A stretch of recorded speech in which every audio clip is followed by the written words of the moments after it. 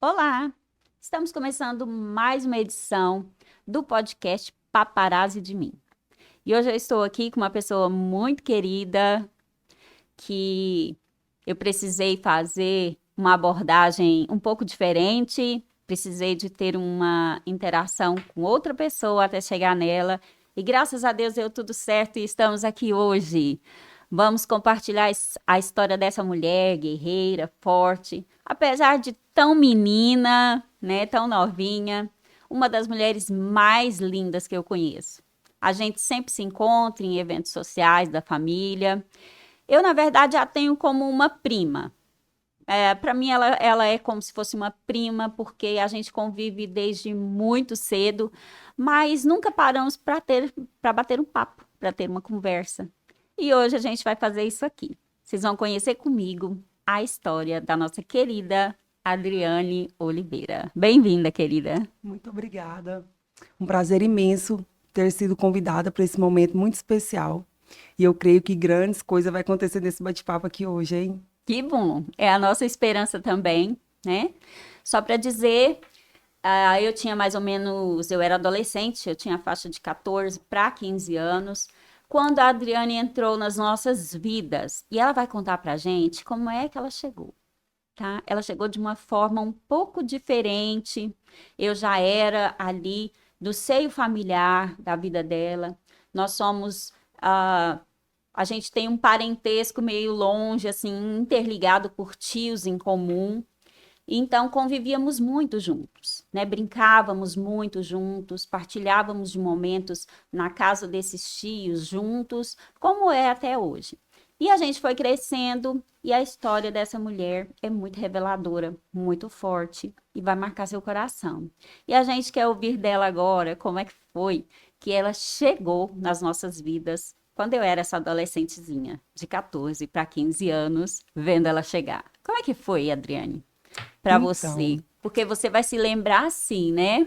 De depois, você chegou sim, um bebê. um bebê. Eu cheguei nessa família com 3 dias. Eu falo assim hoje, né? Hoje eu tenho revelação, que foi uma família que o Senhor escolheu para mim. Então, gente, eu vou contar um pouquinho da minha história. Vou contar a história que foi narrada pela minha mãe, pelo meu pai e por uma tia.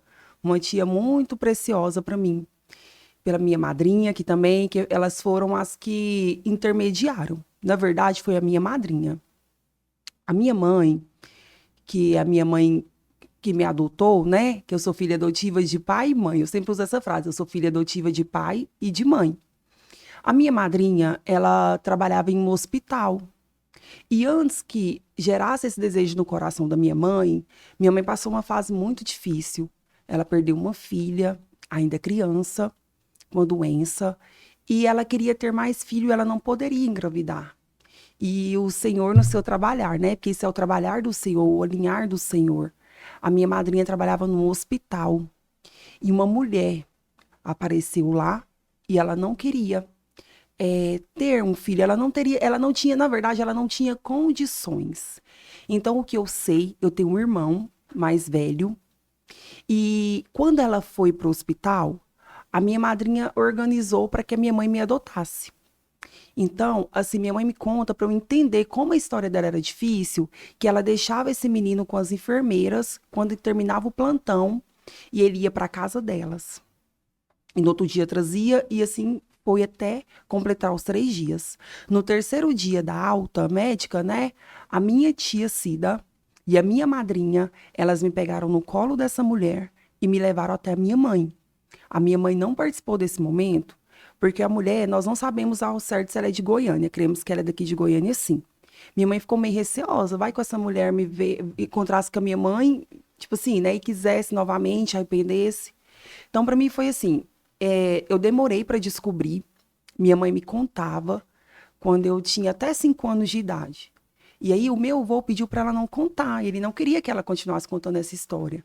Lá no meu subconsciente ficou, mas eu esqueci, porque aquilo que a gente não quer aceitar, a gente esquece, né? Uhum. Então eu descobri mais ou menos aos 12 anos que eu era filha adotiva.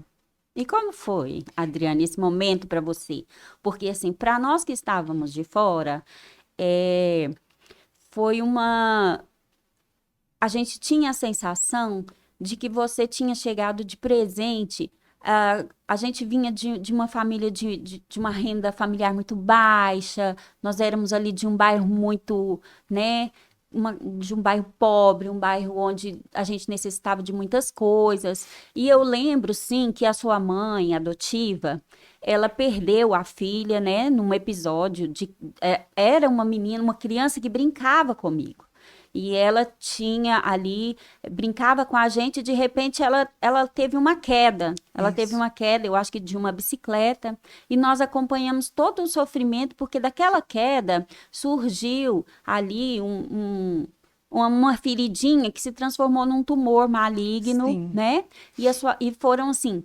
Muito tempo de sofrimento, foi um tempo de muita dor na sua família, na família dos seus pais adotivos, até que ela veio a falecer.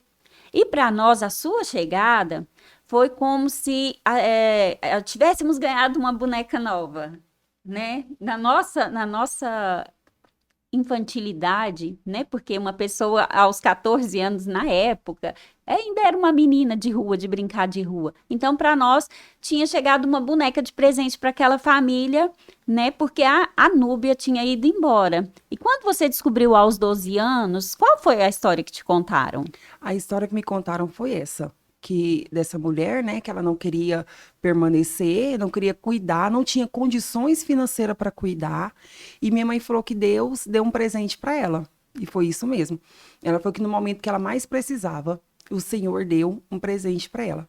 E é tão engraçado, voltando lá, que ela falou sim, que quando ela chegou, eu cheguei, né, na casa dela da maternidade, a minha avó fez até sopinha de mulher de resguardo. Sim. Então foi assim, eu fui recebida muito bem. Na minha família nunca teve isso de chegar a falar. Quando entrou no assunto de chegar e falar, sua mãe te contou, graças a Deus eu já sabia. Mas eu descobri de uma forma assim que o meu irmão chegou, comentou com a minha mãe e eu ouvi. Só que menino é curioso. E lá na minha infância eu via álbuns, porque a nossa família, ela ama mostrar fotos. Sim. Então eu via nos álbuns a gestação do meu irmão, a gestação da minha irmã, mas não tinha fotos da minha mãe comigo na barriga. Eu falava, gente, mas por quê?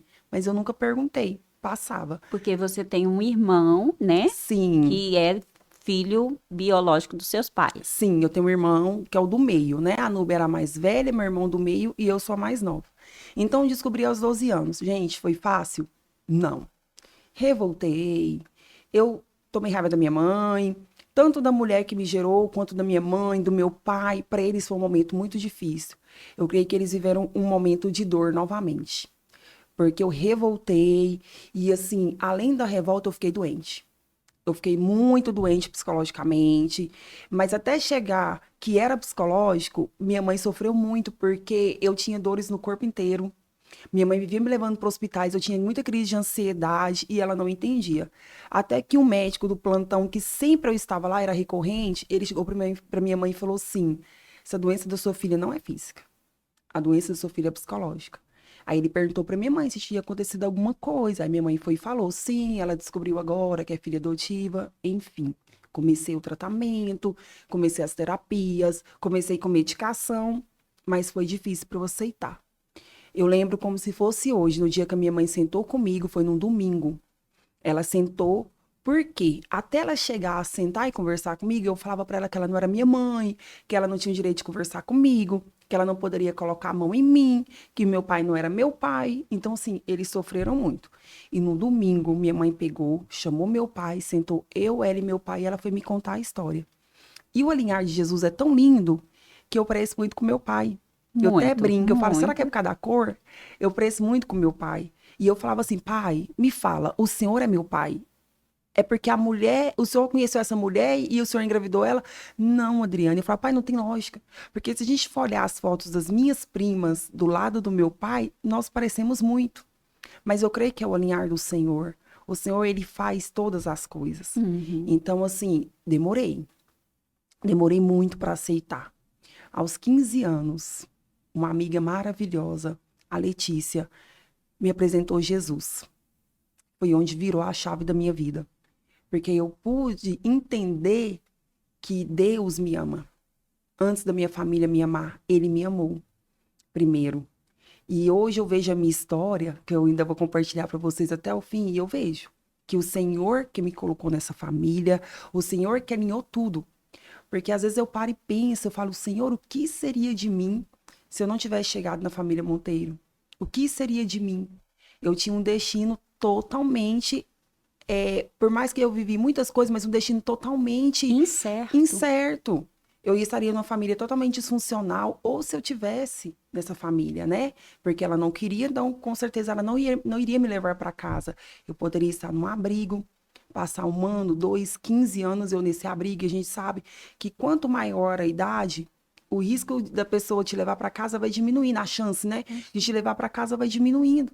Então, assim, eu arrependo, mas foi um choque. Nunca que eu imaginava na minha vida receber isso. Você é filha adotiva, porque ficava na minha cabeça assim: por que que ela me deixou? Por que que ela abandonou? Por que que ela não abandonou o outro também? Então eu fiquei com muito isso na minha cabeça. E assim, e é algo tão assim, eu vou usar essa palavra, é algo maligno que veio na minha vida. Porque quando eu ia para as consultas médicas, isso me feria, porque os médicos me perguntavam, na amnese, né? Na amnese que ia fazer, eu falava, eu não sei falar. Mas você não sabe? Para sair isso de mim, não é porque eu sou filha adotiva. Doía muito. Mas hoje, graças a Deus, eu sou totalmente curada pelo Senhor. Amém. Que bom saber disso. E a sua vida caminhou, E a então, minha vida né? caminhou. E a minha vida caminhou. E eu caminhei com o Senhor, né? Comecei a ter experiências maravilhosas com o Senhor aos 15 anos. E aos 19 anos, em 2009, eu conheci o meu esposo. Você Nosso tinha casamento foi muito quantos rápido, anos? 19 anos. 19 anos. Meu casamento foi muito rápido, Sejane. Foi questão de 6 meses. Eu conheci o Ramon, namorei e casei. E logo veio a minha filha, a mais velha, a Ana Júlia. E tudo bem para os seus pais, esse casamento rápido assim? Eles assustaram, mas assim, meus pais conheceram o Ramon, viu o caráter, viu a índole do Ramon. As coisas de Deus é o trabalhar de Deus sempre. Então, assim, eles assustaram, mas organizaram tudo. Não foi uma festa de casamento, mas nós fizemos lá na área da minha avó. E aí, coisa mais linda, tinha que ver as fotos do meu álbum de casamento. Ninguém falava que foi em uma área. A minha tia sempre à frente me ajudando. Organizamos o casamento, a coisa mais linda. Até uvas cristalizadas tinham, que as minhas primas, a parte do meu pai também, sempre comigo. Foi um casamento lindo. Você foi mesmo Lindo. abraçada pela família Sim, toda, né? fui. Pela família toda, tanto da parte da minha mãe, quanto da parte do meu pai. Gente, nunca teve diferença. Eu até brinco e falo assim, ó. Eu acho que o meu avô gostava mais de mim do que das outras netas, porque era um vínculo tão grande entre eu e ele. Era um vínculo de que ele me implicava muito, mas eu via que ele amava. Tanto que ele não aceitou minha mãe me falar. Sim. Então, assim, e incrível que pareça, meu avô faleceu praticamente nessa idade que eu estava. Então, eu perdi o meu avô, que era hiper próximo de mim, e logo descobri. Então, o que segurava era ele. O que segurava era ele. Porque ele segurava mesmo as situações lá. Ele era um ponto forte na sua família. Ele era. Ele era. Ele foi muito novo, mas os 12 anos que eu convivi com ele foram os melhores anos da nossa vida. Toda a minha família. Porque ele era um vô presente. Nós tivemos um vô presente. Então, voltando lá no meu casamento. Casei e logo veio minha filha. E a gravidez veio rápido com um propósito. Para que eu fosse mais curada ainda. Porque gera um amor que a gente não sabe explicar. É um amor que dói. A maternidade, Dói dentro do coração. E aí eu falava, meu Deus. Aí vinha assim, aquela, de novo, né? Como que uma pessoa carrega uma criança 9 meses no ventre? Porque você tem contato o tempo todo, a criança mexe, você ama, você beija, sabe? O marido vem, beija sua barriga, é amada aquela gestação. Você se prepara as roupas, prepara o ambiente. Sim, tudo é preparado. E eu falava, como que essa mulher teve coragem? Só que por que que eu falo que também foi para me ajudar? Porque eu falei, gente, essa mulher não dorme. Porque se ela era nova, não sei a idade dela, nunca pensei em perguntar para os meus pais. Ela tomou uma decisão, às vezes, no desespero. Eu falo, Deus, essa mulher não deve dormir. Porque eu fico imaginando se fosse eu deixar minha filha com uma pessoa que eu não conheço, como que eu ia viver? Não ia viver. Então foi aí que eu comecei a mudar meu coração, porque eu falei, gente, o amor de mãe, por mais que ela rejeitou, mas o amor de mãe existe.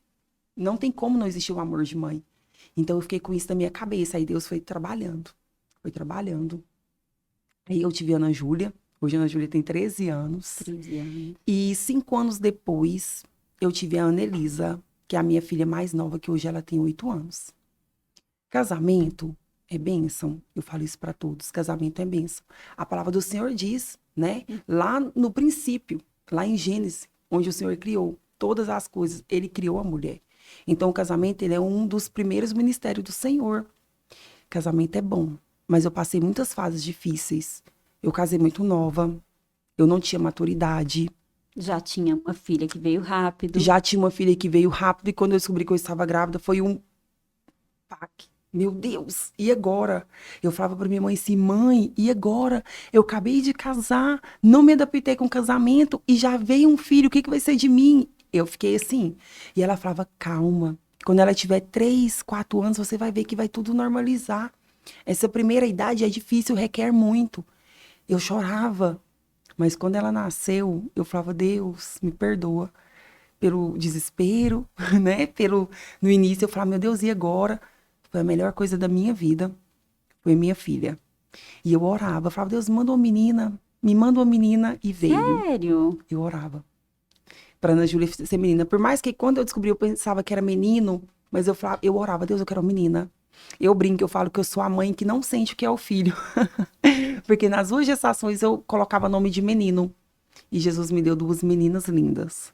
Então, assim, e foi passando o tempo, e foi passando muitas coisas, a falta de sabedoria.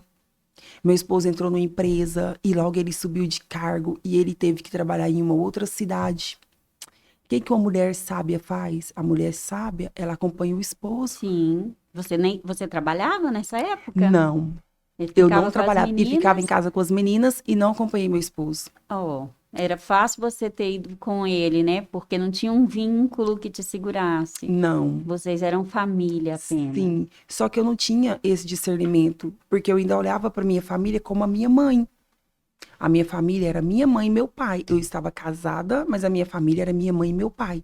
Eu tinha um vínculo muito grande. Tanto que nas épocas que eu fiz terapia, a psicóloga falava para mim assim: o cordão umbilical é cortado na maternidade. Corta esse cordão. E eu, agora, depois que tudo aconteceu, que eu vou comentar com vocês, que eu consegui cortar o meu cordão umbilical, mas eu não conseguia. Meu esposo falava, vamos. Eu falava, mas como que eu vou deixar minha mãe? Creio que pode ser algo que aconteceu na minha infância. Eu creio que é relacionado. Sim. Eu creio que é relacionado. Então, se eu tivesse acompanhado ele, a minha história tinha sido totalmente diferente. E eu não acompanhei. Então, meu esposo ia, ficava de segunda a sexta fora de casa, em outra cidade. E eu ficava com as meninas em casa, né? Primeiro foi com a Ana Júlia, porque foi muito rápido. O início do meu casamento foi tudo rápido. Eu casei, veio minha filha, meu esposo estava desempregado quando nós casamos, porque ele estava lá no Pará. Ele foi embora. E eu queria ir para o Pará.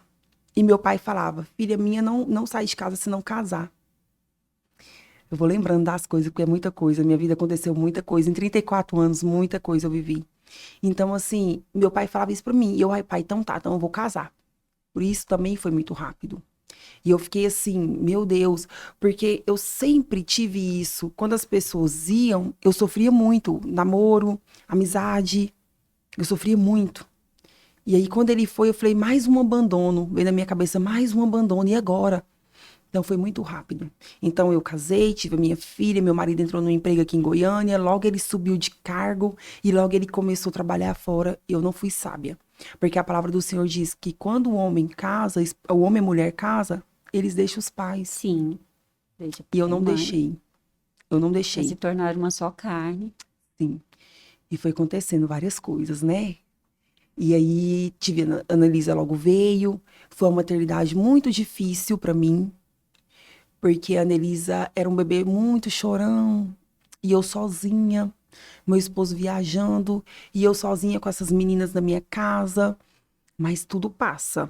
A Anelisa foi crescendo, e aí meu esposo perdeu o emprego, veio para Goiânia e coisas foram acontecendo.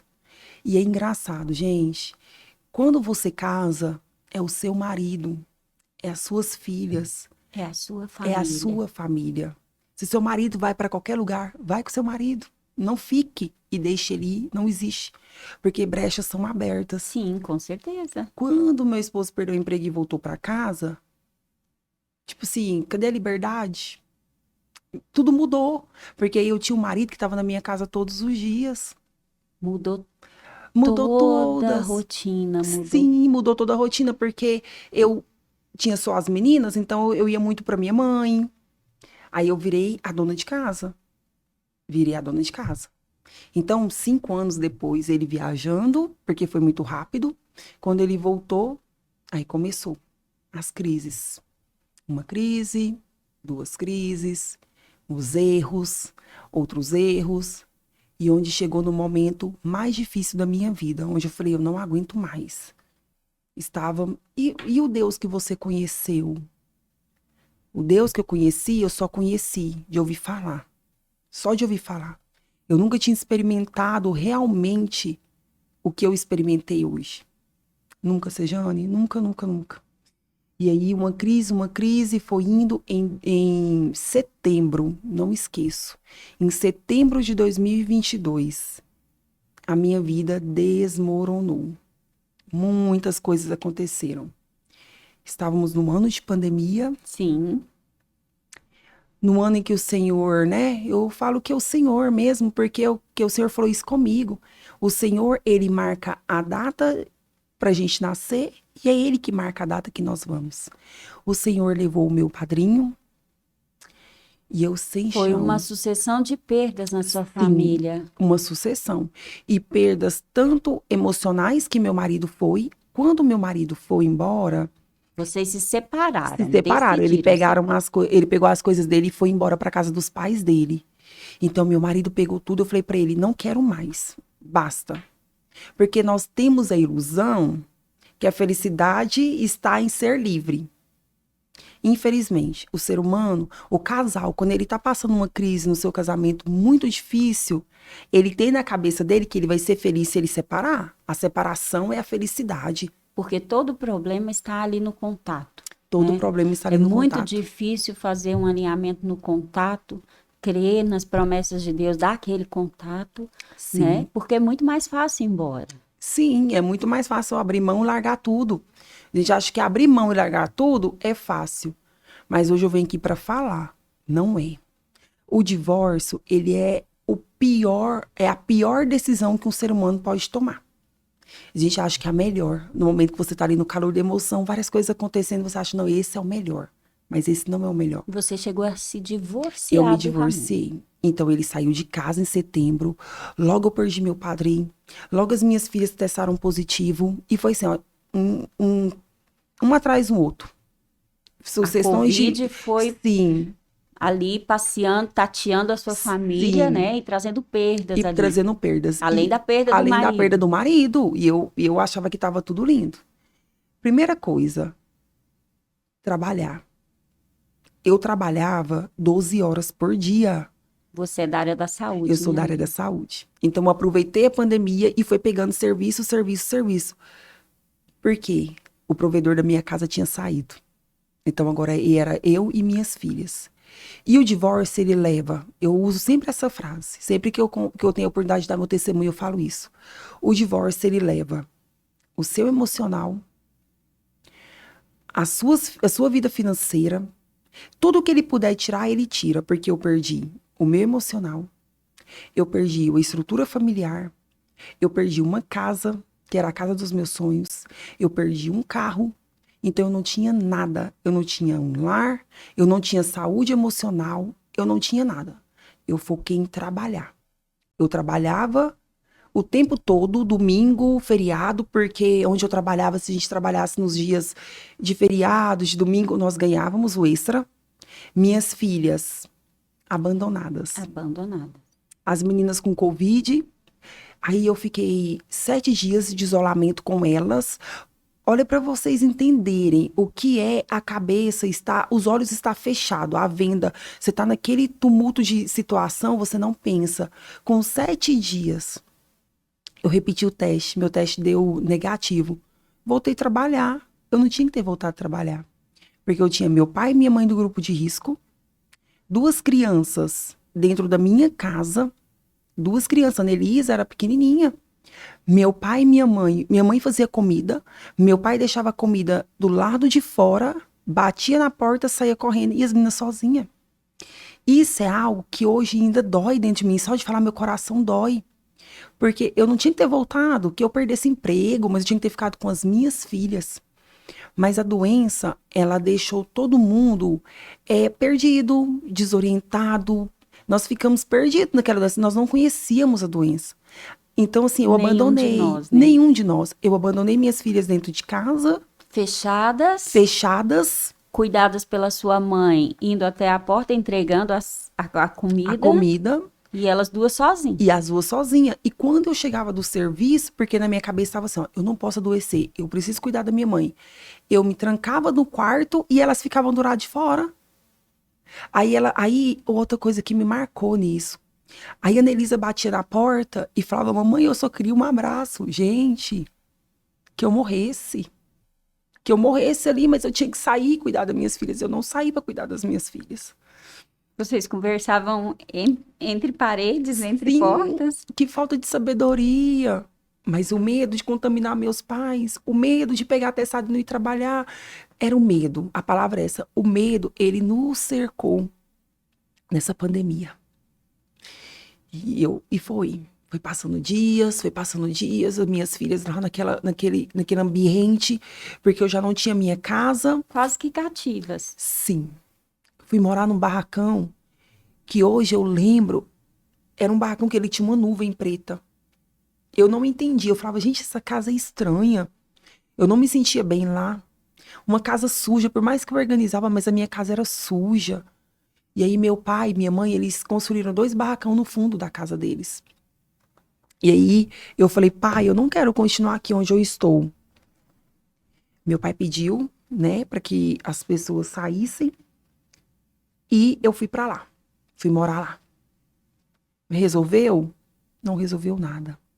As coisas cada dia ia piorando, piorando, e eu não via que estava piorando.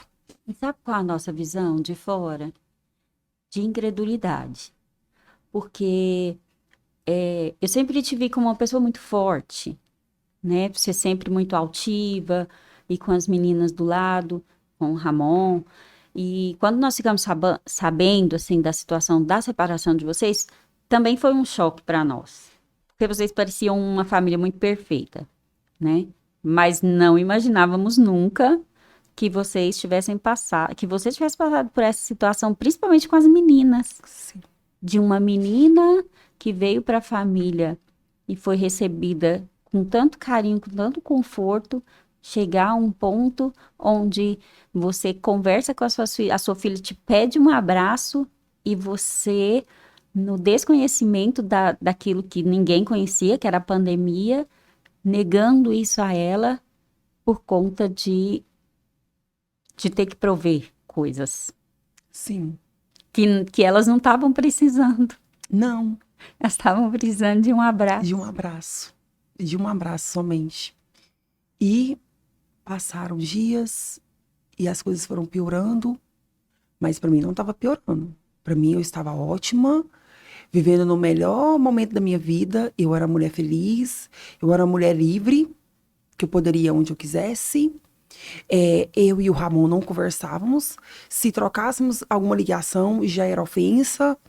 E as meninas no meio daquilo. E aí eu comecei a sair. Sou livre. E o que eu fiz falando do divórcio? Em março do outro ano, eu entrei com processo de divórcio. O processo de divórcio nunca saiu tão rápido. Pandemia. Tudo online. 30 dias saiu o divórcio. Aí que eu tava livre mesmo. Falei, agora eu sou mulher divorciada, eu tô livre. Comecei a sair, comecei a deixar minhas filhas. A Ana Júlia se trancava, a Ana Júlia calada. E eu não percebia porque eu tinha que sair, eu tinha que viver minha vida. Vivi quantos anos casada? Porque essa é a mentalidade de uma mulher que é casada e divorcia. Agora é hora de eu ser feliz. Comecei a sair, comecei a postar fotos. Perdi, eu acho que uns 5, 6 quilos. Mas eu tava linda. Só que as pessoas que me viam de fora falavam, Adriane, você tá bem? Tô ótima. Adriane, você tá muito magra. É impressão sua. Eu não via.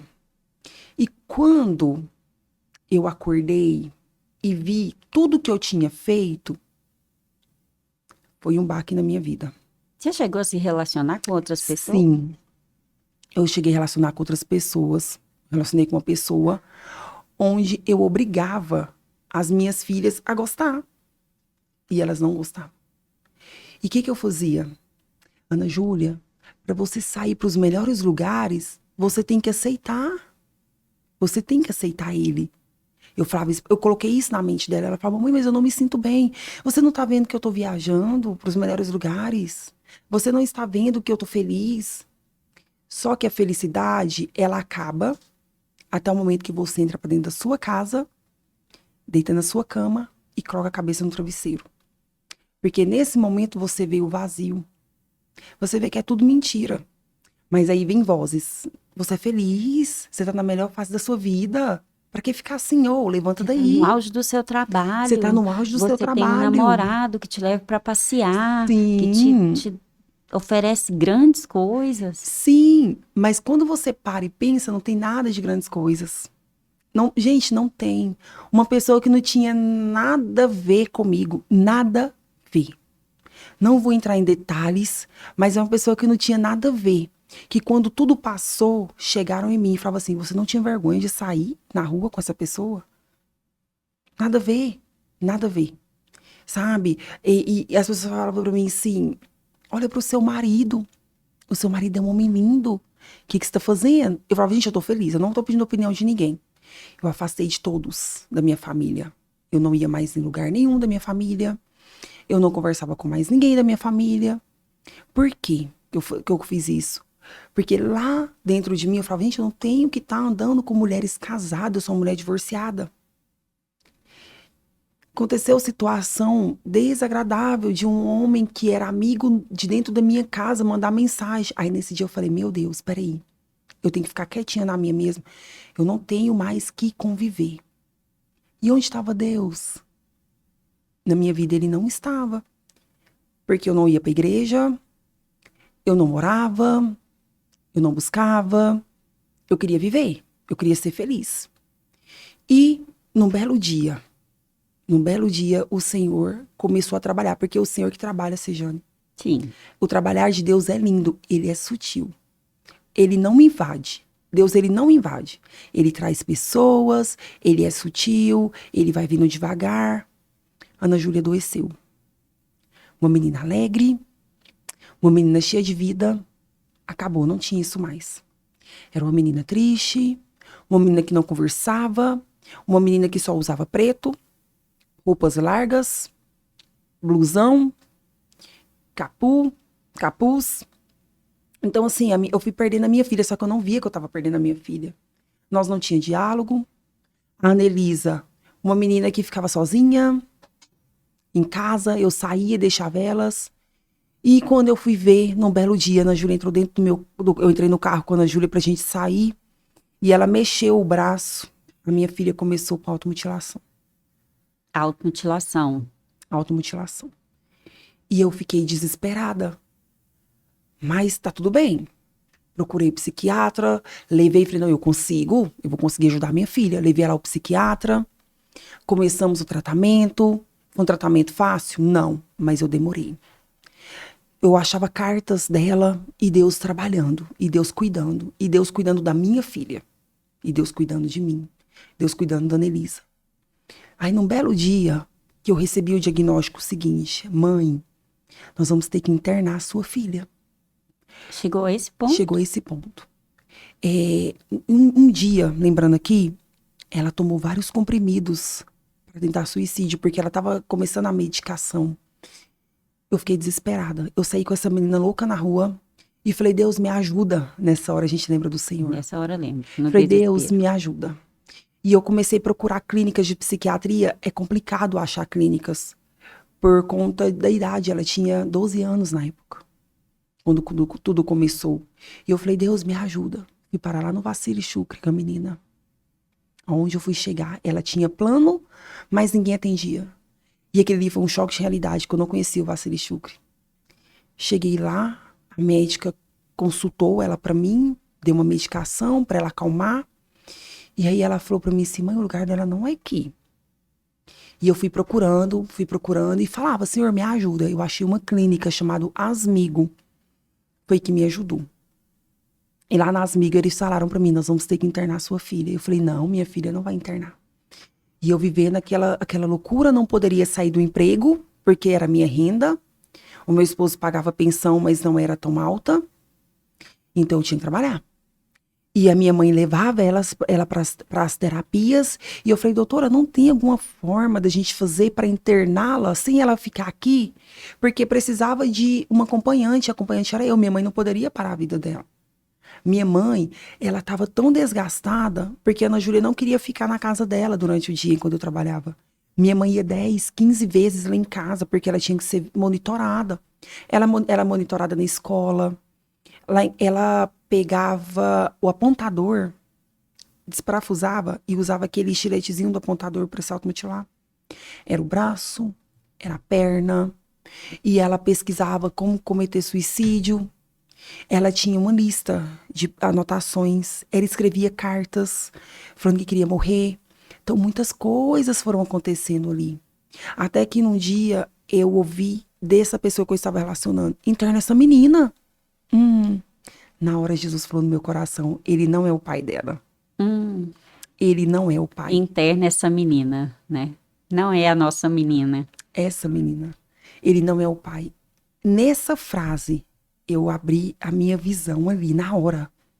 E falei assim, Deus, eu preciso que o Senhor me ajude agora. Agora é eu e o Senhor. O que eu fiz? Primeira coisa, falei assim, olha, querido, você vai viver sua vida, eu vou viver a minha, porque eu vou cuidar da minha filha. Eu estou aqui para te ajudar. Falei, não, mas agora eu não preciso da sua ajuda mais. Agora quem vai me ajudar com ela é o pai dela. E não vai dar certo você na minha vida e eu conversando com o pai. Segue a sua vida. Fiquei com medo? Sim. Não conhecia a pessoa, não sei o que ela era capaz. Porque muitas vezes me deu traços da personalidade e eu calava. Entendeu? Então eu falei assim, segue a sua vida. E o Senhor começou a trabalhar. Eu sou ruim de datas. Mas pessoas nunca desistiram de mim. Porque eu participo de uma igreja que é uma igreja em células. Então as meninas me ligavam, volta, Adriane. E eu comecei a ir para a célula. E numa conferência da minha igreja, Deus falou comigo, se eu não me engano, eu não lembro o ano.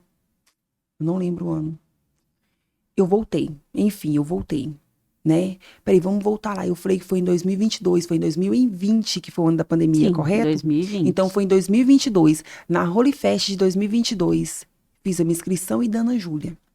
A Ana Júlia não poderia nem me ver. Era algo assim que ela estava tão ferida, nós não tínhamos diálogo. Você consegue perceber o agir de Deus na questão geracional? A dor da sua geração, a dor da sua chegada, a dor da sua descoberta, Sim. a dor da sua filha biológica, da sua barriga, chegar para você e de repente não te sentir mãe dela? Sim, porque ela usou essa frase. O momento que eu mais precisei, a minha mãe não estava comigo. Meu Deus, foi fácil ouvir isso? Não. Comecei, falei, Senhor, agora é eu e o Senhor. Não passava na minha cabeça voltar. Não passava na minha cabeça. Não quero. E as meninas, aí eu ia pra célula, e as meninas, Adriane e o Ramon, eu falava, se eu vier pra célula e vocês falar o nome dele, eu não venho mais. Não volto, porque eu não quero saber dele. Agora é eu e as minhas filhas. E o Senhor foi fazendo. Foi fácil, Sejane? Não. Resolveu no estalar de dedos eu ter voltado para a igreja? Não. Mas o Senhor foi fazendo. Porque tudo é processo. Tudo é processo. O processo foi dolorido? Muito. Ela continuava com as cartas, ela continuava com as automutilações, ela parou de comer, porque ela descobriu que se ela não comesse, ela ia emagrecer e ela ia morrer sem que ninguém percebesse. Olha pra você ver como que é a cilada do inimigo na nossa mente. E ela com quantos anos? 12 Com anos. 12. 12 anos. E aí, lá na nossa igreja, cada ano, o pastor libera uma palavra. Esse é o ano da aceleração, esse é o ano... E eu vivi o ano da aceleração. Por quê? A história é muita história, gente, é muita história. Muita coisa aconteceu. E eu estava lá, comecei para a igreja, comecei a ser amada pelas pessoas. Tem pessoas que marcaram minha vida ali dentro. Tem um menino, que eu não sei nem falar como que você chegou até ele, não sei. Não sei. O trabalhar do Senhor. Lucas, ele foi uma bênção na minha vida, ele foi um irmão para Ana Júlia. Eu cheguei até ele, ele era secretário da igreja. Cheguei na igreja e falei, eu preciso de ajuda. Tem algum pastor que possa me atender? E a gente começou a conversar. Ele abraçou a minha filha como um amigo. Ele levava ela para a igreja, porque ele trabalhava lá. Ele levava ela para a igreja com ele. Eles liam a Bíblia, faziam estudos. Ele colocava jogos para ela jogar no computador. Eu ia trabalhar, eu voltava para almoçar em casa todos os dias nesse processo, para ver como ela estava. A hora que eu voltava para trabalhar no horário de almoço, ele falava, deixa ela aqui comigo. Muitos me acusaram. Mas você nem conhece esse menino. Como é que você vai deixar ela, a sua filha lá? Falei, o Senhor testificou no meu coração que é ali. E ele começou. Ele foi um instrumento de Deus na vida da Ana Júlia. E ele ia, onde nós estávamos, ele ia. Marcava alguma coisa, ele ia. Ele foi acompanhando a minha filha. A minha filha passou por vários encontros, porque nossa igreja tem encontros de adolescentes. Ela falava pra mim assim, mamãe, não aguento mais. Eu falava, vamos. Porque eu vi que a única saída da minha vida era Jesus. Não era psiquiatra, não era terapia, não era medicação. Não era, era Cristo. E ele foi. E vamos pra aceleração do Senhor na minha vida. Do nada. Porque eu falo que as coisas de Deus é assim, ó, é natural. Nós temos que aprender a deixar o Senhor agir. A gente se esforça muito, a gente se cansa muito, a gente tem muita dificuldade de entregar. Sim. E eu tive que entregar, porque eu não aguentava mais. Eu já estava num ponto que eu falei, Deus, eu não aguento mais. E num belo dia, estávamos orando para um encontro de adultos. A Ana Júlia já tinha passado por um encontro de criança, de juvenil, de adolescente. Eu falei, eu vou levar ela no encontro de adulto comigo, porque ela não estava bem. E eu estava orando para Deus colocar no meu coração, gerar pessoas que precisavam. Quem vem no meu coração? Ramon. Falei, Jesus, não vou chamar. E o Senhor falou, vai, é ele. Porque ele precisa de mim. Você já está aqui, agora é a vez dele. E coincidentemente, nesse dia eu tinha saído do serviço mais cedo para conversar com a psiquiatra nova da Ana Júlia, lá na Asmigo. Então eu liguei para ele e falei, Ramon, eu preciso falar com você. Estou indo para a oração do encontro, saindo e eu te ligo. Liguei, falei com ele tudo que tinha acontecido e no meu coração estava. Você vai...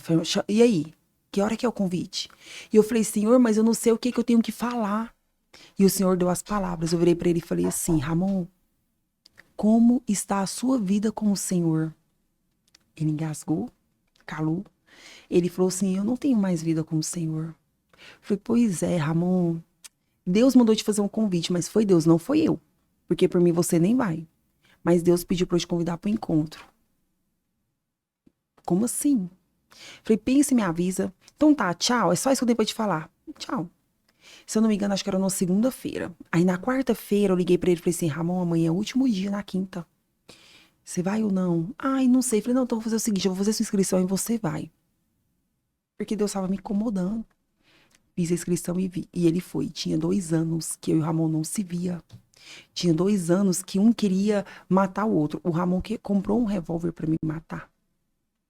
Porque ele não aceitou a mulher dele. Manda ele embora. A mulher dele acaba com o casamento. A mulher dele arruma um relacionamento e ainda põe as 2 filhas pra viver nesse relacionamento. Pra ele foi muito difícil. Então ele falou, então tá, eu vou. E eu creio que o trabalho do Senhor é lindo. Nós nunca tínhamos recebido os encontristas. E nesse dia colocaram todas as pessoas que eram servos numa fila para receber com balão. Eu falei, gente, eu não vou. Aí minha esposa falou, você vai. E eu falei, Deus, como que eu vou olhar para esse homem? 2 anos, essa guerra. Ai, quando ele chegou, do meu coração, minhas pernas, não tinha coração, enfim, ele entrou. E começou o trabalhar do Senhor.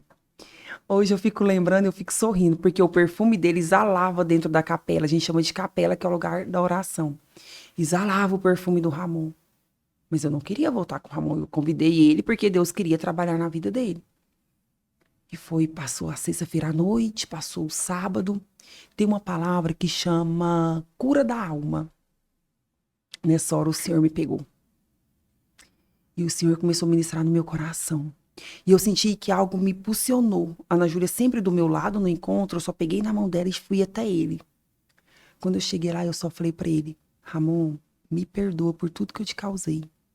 Ele ficou impactado, porque ele não esperava que eu ia lá. Falei, me perdoa. Eu estou aqui pra te pedir perdão por tudo que eu fiz, porque eu errei muito. Ambos erraram, mas eu errei muito no meu casamento. Eu fui tola por muito tempo. E eu falei, me perdoa por tudo que eu te fiz.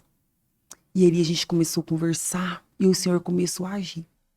E a Ana Júlia no meio. E a Ana Júlia no meio, pedi perdão. Falei, filha, me perdoa por tudo que eu te fiz. Me perdoa por tudo que eu te fiz. E aí Deus começou a fazer. E Deus começou a fazer, e o Ramon começou a ir para a célula que nós estávamos. E a peça principal da minha restauração do meu casamento, Jesus e Ana Elisa. Eu tive uma filha intercessora e eu não sabia. Eu tinha uma filha que orava todos os dias e declarava que o pai dela ia voltar. E o pai dela voltou. Tem 1 ano e meio que o Senhor restaurou meu casamento. E como que você descobriu que ela estava fazendo essa oração? Nós servíamos nos domingos kids, porque nós temos o culto de criança lá na minha igreja. Uhum. E eu passando, é Deus, o trabalhar do Senhor. E eu passando perto da pastora, ela, pastora, ora pra minha mãe e meu pai voltar. Cutucou a pastora, ora. E a pastora começou a orar. E tinha uma irmã, que foi uma irmã que segurou nas minhas mãos todos os dias, quando eu decidi voltar pro Senhor, a Flávia. Elas oravam em secreto, Uhum. as duas. E aí aconteceu essa restauração. essa restauração, porque não era desejo do meu coração. Não vou falar que não era do Ramon, porque eu não sei. Porque tudo que indica era também algo do coração dele. Porque por mais que ele estava todo ferido, ele não ia querer voltar. Homem tem orgulho. Tem. O ego grita. Meu marido não teve. E o Senhor restaurou o meu casamento, a saúde da minha filha. Sejane, quando o Ramon pegou a mala dele, que ele voltou para dentro de casa, a Ana Júlia foi curada instantaneamente. Amém. Que Instantaneamente. lindo. E o Senhor foi fazendo. E o Senhor foi fazendo e nós casamos novamente. Vocês se casaram novamente? Casamos. De divorciados, voltaram a se casar no papel? Sim, casamos novamente. E o Senhor foi fazendo. E o Senhor foi agindo. Foi fácil? Não. Né? Foi um processo também. Só o conto de fadas, né? Que é tudo num estalar de dedo. Não, foi um processo. Feridas. Viemos com feridas. Mas lá em casa teve algo principal. O dia que nós sentamos e voltamos, o passado foi deixado para trás. Porque a palavra do Senhor diz que o passado ele já jogou fora lá no mar de esquecimento. Nem ele lembra, por que eu vou ficar lembrando? Então o passado foi algo que foi conversado. Ele teve um relacionamento, eu também tive. Vamos esquecer? Agora é um novo tempo, é tudo novo. E a Ana Júlia foi curada.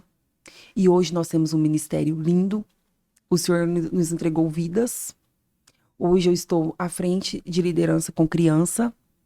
Meu esposo está numa célula de adulto. A minha filha é uma líder em treinamento.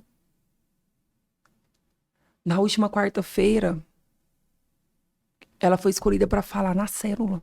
Porque nós levamos uma palavra. Ela falou, papai, sabe o que Deus falou comigo? Chegou o tempo de eu dar meu testemunho. E o testemunho, ele só é dado quando você é curado. Se você não é curado, você não toca na ferida. Se a ferida está aberta, você quer esquecer. E ela foi empolgada, porque as pessoas não sabiam. As pessoas sabem o que a gente quer falar. Nós não vamos falar na intimidade. E ela deu o testemunho dela na célula. E ela voltou empolgada, porque as pessoas ficaram impactadas. E o Senhor liberou uma palavra na vida dela. Que o que ela passou não foi sem um propósito, teve um propósito. Vão vir pessoas para ela ajudar a ser curada na mesma ferida dela. Conversamos muitas vezes. E eu falava, minha filha, me perdoa. Se você me perdoar, tudo vai mudar. Eu me sentia muito acusada. Porque eu sentia assim, Senhor, o que eu fiz com a minha filha? Mas no último encontro que eu fui servir de juvenis, o Senhor usou uma pessoa e falou pra mim: tudo que aconteceu na vida da sua filha, ela esqueceu. Por que que você tá lembrando? A sua filha já foi curada. E na quarta-feira, Deus testificou no meu coração que ela foi curada, que ela foi dar o testemunho dela. Ela foi falar o que ela passou e o que o Senhor fez. Ela só tem 13 anos. Se eu sou menina, né, para ter vivido isso tudo, e ela de 13 anos, uma criança que está entrando agora na adolescência e passou tudo isso. Mas hoje eu falo, Senhor, ela esqueceu e eu também. E isso tem um propósito. Vidas vão ser curadas, vidas vão ser tratadas. Eu tenho uma criança de 8 anos, que é a Anelisa, que ela tem tanta fé que ela sabe que tudo que ela pede para Deus, ele faz. Ele é um pai que ouve. Hoje, Deus, o trabalhar de Deus, ele coloca pessoas na nossa vida com o que a gente passou. Temos propriedade de falar no nome de Jesus. Deus vai restaurar seu casamento. A Anelisa tá orando para uma amiga da célula. Porque ela falou, Deus restaurou o casamento do meu pai, vai restaurar do seu pai e da sua mãe também. Ela ora. Então, o que nós passamos não foi em vão. Eu agradeço ao Senhor. Foi difícil? Foi. Foi fácil? Não. Mas eu tive uma revelação de uma irmã que falou para mim, ela não sabia nada da minha vida. Ela falou para mim assim, todas as cartas que a Ana Júlia já escreveu até hoje, ela escreveu sozinha no quarto. Mas Deus esteve ao lado dela em todas. Deus estava orando do lado dela em todas as cartas. Adriana, sua filha está aqui hoje porque Deus guardou a vida dela. Ou seja, não era para Ana Júlia estar aqui hoje. Não era. Principalmente porque ela era muito nova, né? E assim, não tinha noção, a Não. noção exata, né? Ela estava procurando a morte. E a sua história, Adriane, é uma história assim, gente, que impactou aqui agora o meu coração. E a gente percebe que é geracional. Uma menina que chega numa família com 3 dias de vida, rejeitada por uma mãe que talvez não é que não quisesse ela, mas que talvez que não pudesse ficar com ela, entra para uma família, tem as suas crises existenciais, uma idade ainda superior à que a filha passou por tantos problemas, constrói uma família dela, biológica, no seio daquela família enorme que está em volta, que a acolheu, que eu sei que no meio de todo esse processo, eles estavam te amparando por fora, e Deus estava direcionando todo o processo. E hoje você pode testemunhar que de uma menina que aparentemente foi abandonada, foi dada a outros, pôde crescer, ser curada, gerar, ver o sofrimento da sua geração e hoje ter a sua geração trabalhando em prol do reino para curar a vida de outras crianças, de outras pessoas, e isso é geracional. Porque o nosso Deus é um Deus de geração. Amém. E eu queria te agradecer muito, Adriane, por você ter se disponibilizado a vir aqui. Sou muito feliz pela restauração que Deus fez na sua vida, no seu casamento, principalmente. Foi algo muito lindo, foi algo que eu participei até ativamente, porque a gente tem uma tia muito interativa, né? Ela fez ali algumas rifas, ela queria contribuir com o seu casamento, e eu pensava, puxa, a Adriana tá casando de novo, né? Como assim? Eu nem sabia que ela estava separada no papel, e Deus restaurou até isso, Sim. né? Então, eu queria que você concluísse, dissesse as suas palavras finais agora, porque eu vejo isso. Um Deus que te mostra que, independente do começo da sua história, ela está nas mãos dele desde que você está no ventre. Sim. A história já estava escrita, o poder já estava nas mãos dele. ele deteve o tempo inteiro, por mais que a gente saia, como você diz, por mais que a gente se afaste da presença, por mais que a gente ande por caminhos tortuosos, o Senhor está ali, como você disse que a moça disse para você, Adriane, em todos os momentos que ela escrevia as cartas, que ela se automutilava, você não estava lá. Mas se perdoa, Jesus estava, Sim. né? Jesus estava. E Jesus está.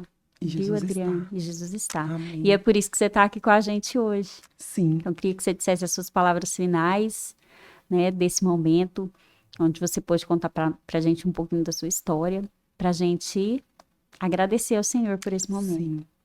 E assim, minhas palavras finais Deus irá alinha pessoas com propósito. Eu tive tias intercessoras, primas intercessoras, amigas intercessoras, sogra intercessora, porque eu tenho certeza que a minha sogra orava. Porque o Ramon, ele cresceu numa família cristã. E a mãe dele, ela tem princípios cristãos. Então, eu creio que eu tive uma sogra intercessora também. E assim, eu fico vendo, é isso que você falou. Porque ela tentou várias vezes me abortar ali no ventre. Mas a palavra do Senhor diz, não vou falar a referência, né? Mas a palavra do Senhor diz, por mais que a mãe esqueça de um filho, o Senhor nunca esquece. Então, desde o ventre, Deus tinha um propósito. Eu falo muito isso para as pessoas, o Senhor te escolheu no ventre da sua mãe. Eu fui escolhida no ventre da minha mãe. Sim. Eu fui escolhida. E hoje eu tenho a certeza. Eu tive a revelação do amor. Eu conheci a Cristo. Eu conheci a Deus de verdade. Precisei passar por tudo isso. Infelizmente, é no vale da sombra da morte que a gente vê realmente o Senhor ali do seu lado. E eu vi. E hoje eu estou aqui para falar que a minha história teve um final feliz. E é só o começo. Amém. Que eu creio que muitas coisas ainda virão. No nome de Jesus. E a gente trouxe aqui uma lembrancinha para você. Ai, meu Deus, tá? que lindo. Queria que você abrisse só em casa, Tá, junto com a sua família, tá? Tá Fizesse bom. um videozinho faço. pequenininho, mandasse pra gente. E lá da sua casa depois, quando você estiver tranquila Ai, que e tudo, lindo. reflita nesse momento que a gente teve aqui. E aí você mostra pra gente um pedacinho, conta um pedacinho do que foi isso aqui pra você hoje. Tá bom? Muito obrigada. Que Deus abençoe muito você, a sua família, o seu ministério, as suas filhas. Amém. Tá? Que seja realmente uma família geracional. Que gere cura, que gere libertação, que gere entendimento. Amém. Tá? Porque esse propósito veio desde quando você chegou na família Monteiro. Amém. Que foi muito bem recebida. Creio. A nossa boneca, que chegou de presente Ai. quando eu tinha 15 anos, né? E hoje está aqui com essa história linda para contar. E mais linda ainda por estar com Jesus. Amém. Tá? Que a Muito sua família obrigada. seja abençoada. Amém, E a gente termina Sejane. aqui mais essa edição do podcast Paparazzi de Mim. Conto com você para assistir. Se inscreva no nosso canal e vem com a gente.